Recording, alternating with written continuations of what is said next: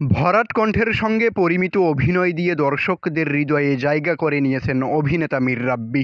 এবছরের ভালোবাসা দিবসে নির্মাতা জাহিদ প্রীতমের বুক পকেটের গল্প নাটকে অভিনয় করে প্রশংসা কুড়িয়েছেন তিনি।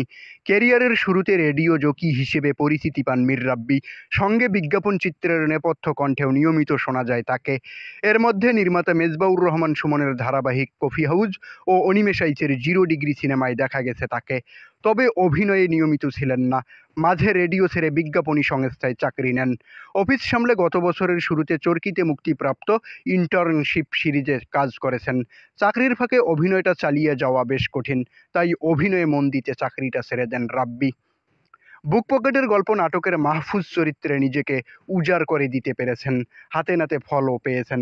ক্যারিয়ার জুড়ে তাকদির, ভালো থেকো ফুল, তীরন্দাজ, ভ্রম, ইন্টার্নশিপ সহ বেশ কয়েকটা ওটিটির কাজ ছাড়াও খোপা, মাই হাজব্যান্ড, কি কথা তাহার সাথে শর্ট ফিল্মেও কাজ করেছেন রাব্বি।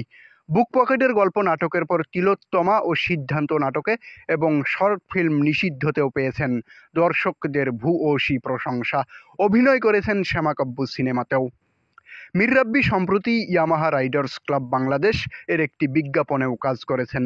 মুক্তির অপেক্ষায় রয়েছে আনচান এমন, কেন দেখা হলো না, মুক্তি, 1 মিনিট, এ 4টি নাটক।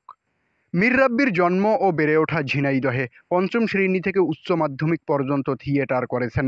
এরপর ঢাকায় আসেন। ঢাকা কলেজ থেকে রাষ্ট্রবিজ্ঞানে স্নাতকোত্তর সম্পন্ন করেছেন। মেজবাউর রহমান সুমন, অনিমেষ আইচ ও মাসুদ হাসান উজ্জ্বলদের সঙ্গে ক্যামেরার পেছনে কাজ করেছেন।